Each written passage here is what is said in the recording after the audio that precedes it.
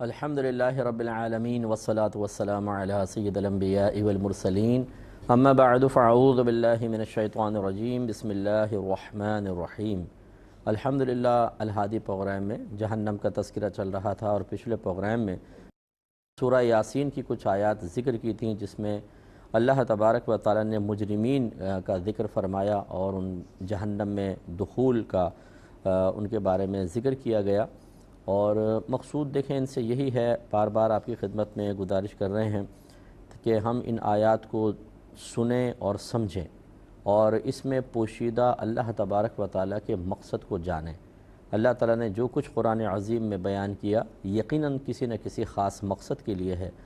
اگر ہم قرآن پڑھتے ہیں اور اس مقصد کو حاصل نہیں کرتے تو سمجھ لیجئے کہ ہم نے نزول قرآن کے اصل مقصد کو فوت کر دیا، اور جس مقصد کے لیے قرآن نازل ہوا ہم اس مقصد کو ہی حاصل نہ کر سکیں، اس مقصود تک نہ پہنچ سکیں تو سمجھ لیجئے ہمیں کما حقہ ہدایت حاصل نہیں ہوئی۔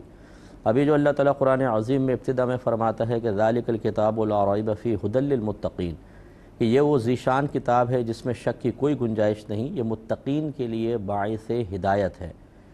متقین کے لیے، اس کا مطلب ہے جب ہمیں ہدایت حاصل نہیں ہوگی تو حقیقتاً ہم نہ متقی بن سکتے ہیں نہ ان لوگوں کی فہرست میں داخل ہو سکتے ہیں جن کے لیے اللہ تبارک و تعالیٰ نے جن کی ہدایت کے لیے اس قرآن کو حقیقتاً نازل فرمایا اور وہ ہدایت یافتہ ہوئے۔ تو ہم اس لسٹ میں تو ہیں کہ ہمارے لیے قرآن ہدایت کے لیے نازل کیا گیا، لیکن ان لوگوں کے فہرست میں داخل ہونے کی سعادت حاصل نہیں کر سکتے ہیں کہ جو ہدایت یافتہ بھی ہو گئے۔ تو اس لیے بڑی قابل توجہ بات ہے اور ہمیں چاہیے کہ ان آیات پر غور و تفکر کر کے اپنا عملی احتساب کریں اور اپنی سوچ، فکر، عمل اور کردار میں تبدیلی لانے کا ارادہ کریں۔ سب سے پہلے ارادہ ہوتا ہے، پھر اس کے بعد عمل کی طرف آئیں۔ تو میں پیچھے سے لیتا ہوں، اللہ تعالیٰ نے ارشاد فرمایا کہ وَامْتَازُوا الْيَوْمَ أَيُّهَا الْمُجْرِمُونَ، اے مجرموں آج علیحدہ ہو جاؤ۔ أَلَمْ أَعْهَدْ إِلَيْكُمْ يَا بَنِي آدَمَ أَلَّا تَعْبُدُوا الشَّيْطَانَ إِنَّهُ لَكُمْ عَدُوٌّ مُّبِينٌ، اے اولاد آدم کیا میں نے تم سے یہ عہد نہ لیا تھا کہ تم شیطان کی عبادت نہ کرنا، یعنی عبادت شیطان سے مراد شیطان کی اطاعت نہ کرنا یا شیطان کے بہکائے میں آ کے اللہ کے غیر کی عبادت نہ کرنا، یہ تم سے وعدہ نہیں لیا تھا۔ اِنَّهُ لَكُمْ عَدُوٌّ مُّبِينٌ، بے شک یہ تمہارا کھلا دشمن ہے۔ وَأَنِ اعْبُدُونِي، اور یا کیا اس بات کا وعدہ نہیں لیا تھا کہ تم میری عبادت کرنا۔ ھذا صراط مستقیم، یہ سیدھا راستہ ہے۔ تو دیکھیں کچھ جو اللہ کی نافرمانی میں مبتلا خصوصاً یہ کفار، مشرکین، منافقین، مرتدین کے بارے میں ہے خاص طور پر۔ ایک جو اللہ کا انکار کرنے والا ہوتا ہے وہ کافر کہلاتا ہے، اسے کافرین جیسے تعبیر کیا۔ اور کچھ وہ تھے جو نبی کریم صلی اللہ علیہ وسلم کے دور میں باقاعدہ کلمہ پڑھتے تھے، جہاد میں شرکت کرتے، نمازیں پڑھتے، لیکن نبی کریم صلی اللہ علیہ وسلم کو دل سے تسلیم نہیں کرتے تھے، یہ منافقین ہیں۔ اور جو اللہ تبارک و تعالیٰ کے علاوہ کسی اور کی بھی عبادت کریں یا اللہ کے لیے بیٹیاں ثابت کریں، اولاد یا بیوی ثابت کریں، وہ مشرکین ہیں۔ اور ایک ہوتے ہیں مرتدین کے جو اسلام لاتے ہیں، مسلمان پیدا ہوتے ہیں لیکن پھر کوئی دوسرا مذہب اختیار کر لیتے ہیں، تو جو کلمہ گو کفر کی طرف چلا جاتا ہے اسے مرتد کہتے ہیں۔ تو یہاں پر یہ چار قسم کے مراد ہو سکتے ہیں، کافر، مشرک، مرتد اور منافق اعتقادی، جو وہی سرکار کے دور میں کہ بظاہر کلمہ پڑھتے ہیں اور دل سے نبی کو نبی تسلیم نہیں کرتے ہیں، تو یہ خاص ان کے لیے ہے۔ لیکن ایک مسلمان کو بھی اس سے درس حاصل کرنا چاہیے، جیسے اکثر میں عرض کرتا ہوں کہ اللہ نہ کرے غفلت میں رہتے ہوئے، علم کی کمی کے باعث اور گناہوں کی کثرت کی وجہ سے ایمان کمزور ہو اور پھر شیطان ہمیں ایمان سے محروم کر دے، سلب ایمان کا سبب بن جائے، تو پھر ہمارا انجام بھی ان کے ساتھ ہو سکتا ہے۔ اسی طریقے سے اگر خدا نخواستہ جیسے بے نمازی کے بارے میں نبی کریم صلی اللہ علیہ وسلم نے ارشاد فرمایا کہ جو نماز جان بوجھ کر قضا کرتا رہے گا، جو نماز نہیں پڑھتا، اس کا حشر فرعون، حامان اور ابی بن خلف کے ساتھ ہوگا۔ فرعون خدائی کا دعویٰ کرنے والا کافر آپ سب جانتے ہیں، اور حامان اس کا وزیر تھا کہ کبھی اگر فرعون توبہ کرنے لگتا یا ارادہ کرتا تو حامان راہ میں رکاوٹ بن جاتا تھا۔ گویا کہ فرعون کو کفر پر مصر اور قائم رکھنے والا حامان تھا حقیقتاً۔ اور پھر یہ ابی بن خلف جو گستاخ رسول تھا بہت بڑا، تو نبی کریم صلی اللہ علیہ وسلم فرماتے ہیں کہ جو نماز نہیں پڑھے گا اس کا حشر ان کے ساتھ ہوگا۔ اب آپ اندازہ کریں کس قدر برا ہے ان لوگوں کا ساتھ، ان کی معیت۔ تو اگر خدا نخواستہ ایسا نہ ہو کہ کوئی خاص ایسے لوگ ہوں مسلمان کے جو ان کے اندر شامل ہوں، تو یہ بہت ہی بری بات ہوگی کہ جب اللہ تعالیٰ فرمائے گا وَامْتَازُوا الْيَوْمَ أَيُّهَا الْمُجْرِمُونَ، اے مجرموں علیحدہ ہو جاؤ، تو تمام لوگوں کی صفوف سے مجرموں کو علیحدہ کر دیا جائے گا۔ تو جو مومن ہوں گے، جو جنتی لوگ ہوں گے، جن کے چہرے منور ہوں گے، وہ جنت کی طرف جا رہے ہوں گے، اور کچھ لوگ چہرے لٹکائے ہوئے، ان کے چہروں پر کافروں کے خاص طور پہ یہ ذکر کیا گیا ہے کہ کالک چڑھی ہوگی، یعنی انتہائی کالے اور سیاہ چہرے ہوں گے، بدنما چہرے، جن غیر مسلمین کو ہم گورا دیکھتے ہیں اور بڑے حیرت زدہ ہوتے ہیں، اور ان کی اس رنگت پہ بعض اوقات رشک بھری نگاہیں ڈالتے ہیں، اس پہ کفر کی پرتیں چڑھی ہوں گی اور اللہ کی لعنتوں کے طوق ان کے گردن میں ہوں گے۔ اس وقت ہم پھر توبہ کریں گے اور اللہ کا شکر ادا کریں گے، اللہ تیرا بڑا کرم ہے کہ تو نے ہمیں مسلمان صاحب ایمان بنایا، ان جیسا نہیں بنایا۔ اور اس کے بعد یہ ہو سکتا ہے اللہ نہ کرے کہ کچھ اور بھی، جیسے میں نے حدیث عرض کی کہ کسی مسلمان کو پکڑ کے بھی سائیڈ میں کر دیا جائے، تو وہ ذرا اس کا حسرت کا عالم دیکھیں، اس خوف کا ہیبت کا عالم دیکھیں کہ جب اللہ تعالیٰ کی طرف سے فرشتے پکڑ کر سائیڈ میں کر رہے ہوں گے۔ تو یہ دنیا وہ موقع ہے کہ جس میں ہم اللہ کو راضی کر سکتے ہیں۔ اس میں غفلت نقصان کا باعث ہے، اس میں دینی لحاظ سے آج کے کام کو کل پر ٹالنا یہ تباہی کا سبب بن سکتا ہے۔ آج ہی ہمیں نیک بننے کی کوشش کرنی چاہیے، آج ہی سے اللہ تبارک و تعالیٰ کے احکام پر اور دین اسلام کی تعلیم پر عمل کرنے اور اس تعلیم کو اپنانے کی کوشش کرنی ہے۔ کل کچھ پتہ نہیں کہ کل موت آ جائے، ایک دم انسان اپنے آپ کو چینج نہیں کر سکتا، یقینی سی بات ہے، یہ بہت مشکل ہوتا ہے۔ تو کم از کم آج سے آغاز تو ہو۔ اگر ہم 100 غلط کام کرتے ہیں تو ایک تو اچھا، 2 اچھے کام کرنا شروع کریں، یا 2 برے کاموں کو چھوڑنا شروع کریں۔ ایک وقت آئے گا انشاءاللہ ہم تمام برائیوں سے پاک و صاف ہو سکتے ہیں۔ تو علیحدہ کیا جائے گا، اور پھر اللہ تعالیٰ یاد دلائے گا، کیا میں نے تمہیں نہیں کہا تھا کہ میری عبادت کرنا، شیطان کی عبادت نہ کرنا، اور یہ سیدھا راستہ ہے اور شیطان تمہارا کھلا دشمن ہے۔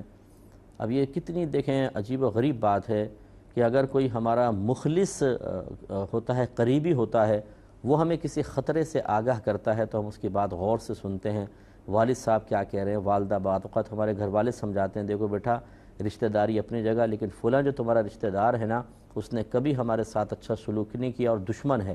ایسا نہ ہو کہ تم اس کی چکنی چپڑی باتوں میں آ جاؤ اور وہ تمہیں بھی تباہ کر دے، اس سے دور رہنا۔ تو جب ماں باپ سمجھا دیتے ہیں تو پھر ہم سعادت مند اولاد وہی ہے کہ ماں باپ کے سمجھانے پر دور ہو جائے۔ ایسے کچھ مخلص دوست ہوتے ہیں، ہم کوئی نیا دوست بناتے ہیں تو وہ ہمیں مشورہ دیتے ہیں کہ یار دیکھو اس کے ساتھ نہ رہنا، یہ بڑا خطرناک آدمی ہے، پہلے بھی کئی لوگوں کو فراڈ کیس میں پھنسوا چکا ہے، تمہیں بھی مروا کے بھاگ جائے گا، اس سے دور رہو۔ تو اگر ہم تھوڑے بھی سمجھدار ہوں گے تو ایسا نہیں ہو سکتا کہ اس دوست کی بات کو رد کریں، بلکہ ہم احتیاط کریں گے کہ ٹھیک ہے یار تم پرانے آدمی ہو، دوست ہے، مخلص ہے، دور ہو جائیں گے۔ ایسے ہی آپ بہت ساری مثالیں لے سکتے ہیں۔ اب اندازہ کریں کہ جب ہمارا رب ارشاد فرمائے کہ شیطان کی اطاعت نہ کرو، یہ گمراہ کر دے گا، تمہارا کھلا دشمن ہے، اور اس کے باوجود ہم اللہ کی نہ سنیں، اللہ کی بات نہ مانیں، اور ہماری دوستی شیطان کے ساتھ مضبوط ہو، اور اس دوستی کی علامت یہ ہے کہ ہم روز نئے نئے گناہ کریں اور ہمیں شرم بالکل نہ آئے، ندامت نہ ہو، توبہ کی طرف دل مائل نہ ہونے لگے، جیسے کوئی بیان سنا، کوئی پروگرام دیکھا، توبہ کی طرف دل مائل ہوا تو فوراً شیطان آ گیا، نہ خبردار، ابھی نہیں، ابھی بہت ٹائم بچا ہوا ہے، ابھی تم جوان آدمی ہو، دیکھو ڈولے شولے تمہارے اتنے ٹائٹ ہیں، ابھی کیا ضرورت ہے تمہیں بڈھوں والے کام کرنے کی۔ یہ سارے کام ہیں بڑھاپے کے، جب بالکل ہاتھ کانپ رہے ہوں، گردن کانپ رہی ہو، اور مطلب کھانا ہضم نہ ہو، اور دو آدمی سہارا دے کے لے کے چل رہے ہوں، جس کو کہتے ہیں منہ میں دانت نہیں اور پیٹ میں ہاتھ نہ رہے، تو پھر تم اللہ کو راضی کر لینا۔ ابھی کوئی اللہ کو راضی کرنے کی کوئی ضرورت کیا ہے، ابھی تو جوانی ہے، ابھی میرے ساتھ دوستی مضبوط رکھو، میں تمہیں گندے خیالات دیتا ہوں، تمہیں گندی فحش باتیں تمہارے الہام کروں گا، تم وہ بیان کرو گے، تمہارے دوست خوش ہو جائیں گے، میں تمہیں گندی باتیں سنواتا ہوں، میں تمہیں ایسے مقامات کی نشاندہی کر دیتا ہوں جہاں جا کر تم اپنی نفسانی خواہشات کو حرام طریقے سے بآسانی پورا کر کے لذت حاصل کر سکتے ہو۔ تو اس کی چکنی چپڑی باتوں میں آ کے ہم توبہ کو دور کرتے ہیں، دینداروں سے نفرت کرتے ہیں، مسجد میں گھستے ہوئے ہمیں بالکل ایسا لگتا ہے جیسے کسی قید خانے میں ڈالا جا رہا ہے۔ سینما گھر میں لے جاؤ، کوئی کہا کہ یار ٹکٹ ہے 3 گھنٹے کا، بڑی نئی مووی آئی ہے زبردست قسم کی، چل رہا ہو؟ ارے یار کیوں نہیں چلیں گے، 10 کام چھوڑ کے چلیں گے تیرے ساتھ۔ اور کوئی آ کر کہے کہ آؤ جی مسجد کے اندر پاکیزہ عبادت کرتے ہیں، گناہوں سے بچتے ہیں، اللہ تبارک و تعالیٰ کے احسان کا شکریہ ادا کرتے ہیں تو ہم کہتے ہیں تم چلو مجھے تھوڑا سا کام ہے. کوئی کہتا ہے یار میں تھوڑا ناپاک ہوں, غسل کروں گا نا پھر میں نماز شروع کروں گا, ایسے ہیلے بہانے کر کے اور نکل جاتے ہیں. تو اس سے اندازہ کریں کہ ہم نے, اللہ تعالیٰ تو فرمائے تمہارا کھلا دشمن ہے, دشمن سے کبھی دوستی کی امید نہیں ہوتی, دشمن سے کبھی ہمدردی کی امید نہیں ہوتی, اور یہ انسانی دشمن تو شاید کبھی ہمدردی کر لے کہ آپ پیروں میں گر جائیں, رونے لگیں, ہاتھ جوڑ دیں, اس کو رحم آ جائے, اچھا جاؤ میں تمہیں معاف کر دیتا ہوں. لیکن شیطان ایسا بے رحم دشمن ہے, اسے کبھی کسی پر رحم نہیں آتا.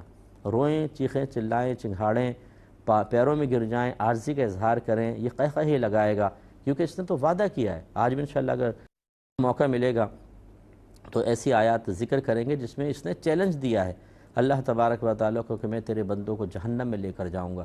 تو اس لیے اس سے رحم کی امید فضول ہے. تو اب یہ غور کریں کہ ایک طرف رب کریم مشورہ دے رہا ہو, بلکہ ایک طرح سے تو حکم ہی ہے نا, لیکن یہاں بصورت مشورہ نظر آ رہا ہے, ویسے تو اللہ کا حکم ہی ہے, اور ایک طرف شیطان.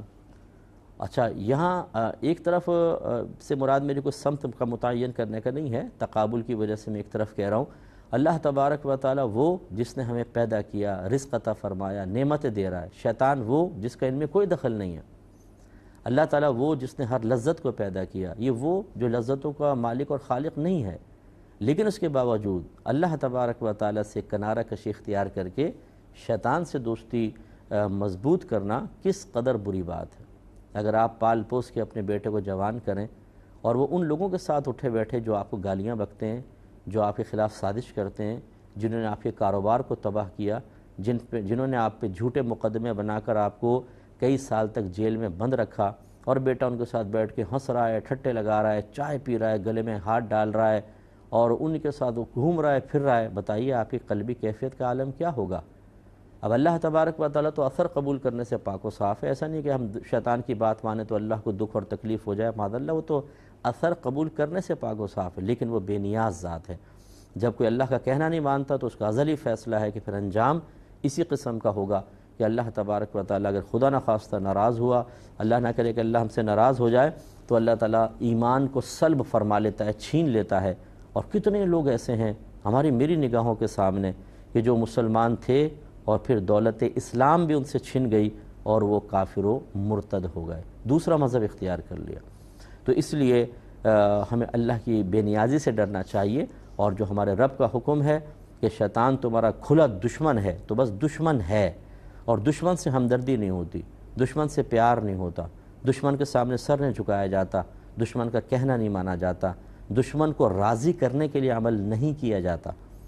تو جو ہمیں دنیاوی دشمن کے لیے ساتھ ہم کرتے ہیں اس سے کہیں زیادہ ہمیں برا اس اخروی اور ایمان کے دشمن کے ساتھ کرنا چاہیے, کیونکہ آپ کے رب کا حکم یہ ہے کہ اس سے دور رہو. اور اللہ تعالیٰ فرماتا ہے کہ وَلَقَدْ أَضَلَّ مِنْكُمْ جِبِلًّا كَثِيرًا أَفَلَمْ تَكُونُوا تَعْقِلُونَ, اور بے شک اس نے تم میں سے بہت سی خلقت کو بہکا دیا, تو کیا تمہیں عقل نہیں تھی.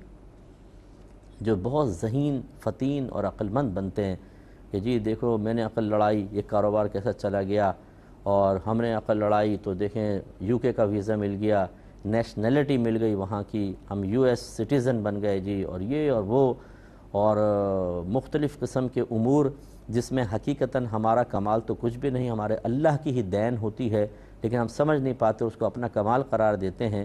وہ سمجھدار لوگ بعض اوقات شیطان کا کہنا کیوں مان رہے ہوتے ہیں, یہ وہاں پر عقل مندی کیوں چلی جاتی ہے, وہاں سمجھداری کہاں چلی جاتی ہے, یہ ان کو سوچنا چاہیے. تو اس لیے جو دنیا کے اندر اپنے آپ کو بہت سمجھدار سمجھتا ہے, بعض اوقات وہ اتنا سمجھدار ہو جاتا ہے کہ اللہ تبارک و تعالیٰ کے احکام کو بھی معاذ اللہ اور اس میں موجود حکمت کو بھی بڑی حقارت کی نگاہ سے دیکھتا ہے. آپ دیکھیں نا, ایک ارب پتی آدمی ہو, شرابیں پیتا ہے, زنا کرتا ہے, اور اشارے کرے تو سارے کام ہو جائے, اسے آپ جا کر کہیں کہ آئیے نماز پڑھیں 5 وقت نماز, وہ آپ کی سنے گا؟ یا آپ کہیں شراب حرام ہے, یہ عورتوں کے ساتھ معاملات کرنا یہ حرام ہے, گناہ کبیرہ ہے, تو بہت مشکل ہے کہ وہ ہدایت قبول کر. سکتا ہے آپ کو اٹھا کے باہر پھینک دے, کیونکہ وہ اس نظر سے دیکھے گا کہ میں نے اپنا ذہن لڑایا تو آج اس مقام پہ بیٹھا ہوں کہ اشارے سے کام ہو رہا ہے, اور یہ پھٹے پرانے کپڑے پہن کر اور معمولی سے کپڑے پہن کے مجھے تلقین کر رہا ہے. تو وہ عموماً کسی کی نصیحت قبول نہیں کی جاتی. تو وہ جو شخص اپنے آپ کو اتنا سمجھدار سمجھے کہ اللہ کے احکام اور ان احکام کو اس شخص تک پہنچانے والے انتہائی حقیر اور معمولی نظر آ رہے ہوں تو بتائیں اس کا ایمان کیا بچے گا؟ کتنے لوگ ایسے ہیں جو مذہب کو برا کہتے ہیں، مذہبی پابندیوں کو برا کہتے ہیں. آپ نماز کا ذکر کریں، حقارت کے ساتھ نماز کا تذکرہ کرتے ہیں. یعنی مجھے اتنے باہر سے بہت زیادہ آتے ہیں، اس طرح کی میلز آتی ہیں، میسیجز آتے ہیں. جو بہنیں لگاتار ہمارے پروگرام دیکھ رہی ہوتی ہیں، گھر میں زیادہ تر خواتین ہوتی ہیں، تو وہ پروگرام زیادہ دیکھنے کا موقع ملتا ہے تو ان کا ذہن تھوڑا سا مذہبی بن جاتا ہے، اللہ کا خوف پیدا ہوتا ہے. پھر وہ ان تعلیمات کی روشنی میں جب اپنے گھر کا ماحول دیکھتی ہیں تو لگتا ہے کہ ہم کسی کفرستان میں رہ رہے ہیں، کہ مذہب کو برا کہنا، اذان کو برا کہنا، اور دینداروں کو برا کہنا، اور نماز کا کہیں تو سیخ پا ہو جانا، اور نماز کو معاذ اللہ گالیاں بکنا شروع کر دینا. اللہ تعالیٰ معاف فرمائے، ایسے ہمیں مطلب کیسز آتے ہیں کہ جب سمجھایا جاتا ہے تو اللہ کو گالیاں بکنا شروع کر دیتے ہیں. آپ بتائیں کیا ان کا ایمان رہے گا؟ اللہ کو گالی بکنے والا، رسول کو گالی بکنے والا، قرآن کو گالیاں بکیں، نماز کو برا بھلا کہیں، اور مذہب اسلام کو انتہائی حقارت کے ساتھ ذکر کریں. کیا ایسا باپ ایک اچھا باپ ہے؟ یہ اپنی اولاد کو کیا سکھا رہا ہے؟ اس کی اولاد بیچاری کس راستے پر جائے گی؟ تو یہ بعض اوقات ہوتا ہے کہ اپنے زوم میں انسان دنیاوی ترقی کے باعث اتنا اونچا ہو جاتا ہے کہ پھر اسے معاذ اللہ ہر چیز نیچی نظر آتی ہے. ایسا نہیں ہونا چاہیے. فرعون نے دیکھا نا اپنے آپ کو بڑا اونچا سمجھا تو اسے موسیٰ علیہ السلام بھی حقیر نظر آئے. موسیٰ علیہ السلام کے ذریعے جو اللہ نے توریت بھیجی، اور توریت تو چلے بعد کا معاملہ تھا، معجزات وغیرہ بھیجے، ان سب کو اس نے حقارت سے دیکھا، اور خود ذات باری تعالیٰ کے بارے میں اس کا تکبر ایسا چڑھ کر بولا کہ اس نے خدائی کا دعویٰ کیا، اور معاذ اللہ اپنے آپ کو کہا انا ربکم الاعلی، میں تمہارا اعلیٰ رب ہوں. تو اس کا مطلب ہے کہ باقی سب اگر کوئی ہے تو وہ ادنا ہے. تو اللہ تعالیٰ کو اس نے بڑی نگاہ حقارت سے دیکھا. تو اس کا مطلب یہ ہوا کہ جتنا یہ مادی دنیا کی محبت قلب میں داخل ہونے کے بعد پیدا ہونے والا تکبر زیادہ ہوگا، اتنا انسان بدبختی کے اندر زیادہ چلتا چلا جائے گا. اب اللہ تعالیٰ جب بروز قیامت کھڑا کرے گا نا، محل یہیں رہ جائیں گے، شرابیں یہیں پڑی ہوئی ہیں، عورتیں یہیں پڑی ہوئی ہیں، سارے مزے یہیں پر، وہ مطلب سیاسی پارٹیاں جن کی بیس پہ اکڑا کرتے تھے، افرادی قوت یہیں پر ہے، اور وہاں کانپتے ہوئے اکیلے کھڑے ہوں گے. اور پھر اللہ سوال کرے گا تمہیں عقل نہیں تھی؟ پھر سمجھ میں آئے گا کہ ہم عقل مند تھے یا سمجھانے والے. اس کو اچھی طرح سمجھیں. اللہ تعالیٰ سمجھ کی توفیق عطا فرمائے. آمین. وآخر دعوانا ان الحمد للہ رب العالمین.